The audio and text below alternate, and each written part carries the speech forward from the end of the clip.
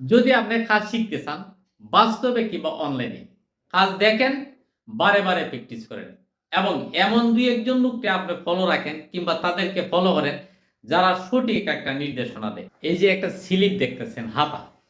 এই হাতাটা সাধারণত মহিলাদের থ্রি পিস কিংবা ব্লাউজের ক্ষেত্রে ব্যবহার করা যায়। ডিজাইনটা আরো অনেক ক্ষেত্রে আপনি ব্যবহার করতে পারেন। হ্যাঁ, আমি ডিজাইনটা তৈরি করছি। ডিজাইনটা তৈরি করার জন্য প্রথমত আমার যে জিনিসটার প্রয়োজন হইছে, এটা হইলো গিয়ে ফেব্রিক্স, ভিতরে বক্রম, এরপরে হচ্ছে একটা লেস। আর দ্বিতীয়ত যে জিনিসটা আমার সবচেয়ে বেশি প্রয়োজন হইছে, এই জিনিসটা হচ্ছে এটার সঠিক একটা মেজারমেন্ট। কি মেজারমেন্টে এটা কাটলে পরে শেষ ফিনিশিং দিয়ে খুব সুন্দরভাবে শেষ করা যাবে। যদি আপনি সবকটা বিষয়কে এক করে নিতে পারেন, এটার ফেব্রিক্স, বক্রম, লেস এবং মেজারমেন্ট। আর এই সবকটার উপরে আপনি যদি কাজে মনোযোগী হন, মনোযোগ দিয়ে কাজটা করতে পারেন, তাহলে অবশ্যই কাজটা সুন্দর হবে। সুন্দর না হওয়ার কোনো কারণই নেই। আর আমি প্রত্যেকবারে বলি, যারা নতুন শিখতেছেন, তারা বেশি, বেশি ট্রায়াল দেন, চর্চা দেন।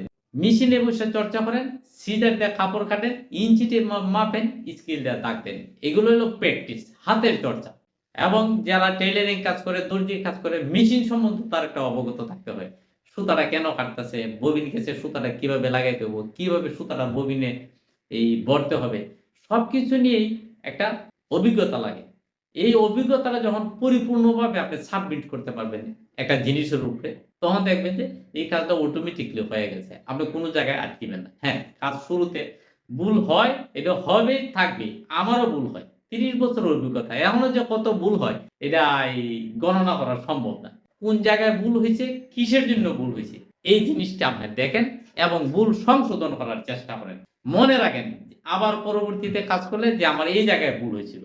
আমি নতুন যারা আছে সবার উদ্দেশ্যে বলব, আপনারা সবাই, অনেকেই আছে মেজারমেন্ট সহ বিভিন্ন ভিডিও দেয়। মেজারমেন্ট নিয়ে একটা পাজামার, একটা থ্রি পিসের কিভাবে নেক কাটতে হয়, আর্মহোল কাটতে হয়, চেস্টটা কাটতে হয়, নিচের বটম, সাইডের ফাড়া কিভাবে কাটতে হয়, ফুল মেজারমেন্ট নিয়ে ভিডিও দেয়। যারা এই ধরনের ভিডিও দেয়, তাদের ভিডিওটা দেখেন এবং যে ভিডিওই দেখেন না কেন সম্পূর্ণটা দেখবেন, বারে, বারে দেখবেন।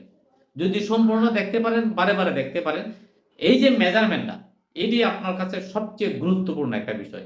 আপনি সহজেই মেজারমেন্টটা নিতে পারবেন এবং সহজেই কাজ শিখতে পারবেন। পরিশেষে আবার বলব, যে কাজই আপনি শিখতেছেন, যে ডিজাইনটা আপনি শিখতেছেন, যে সূত্রটা আপনি শিখতেছেন, যে মেজারমেন্টটা শিখতেছেন, এইটা নিয়া মেশিনে, ইঞ্চি টিপে, সিজারে, স্কেলে মানে হাতে কলমে আপনি প্র্যাকটিস করেন।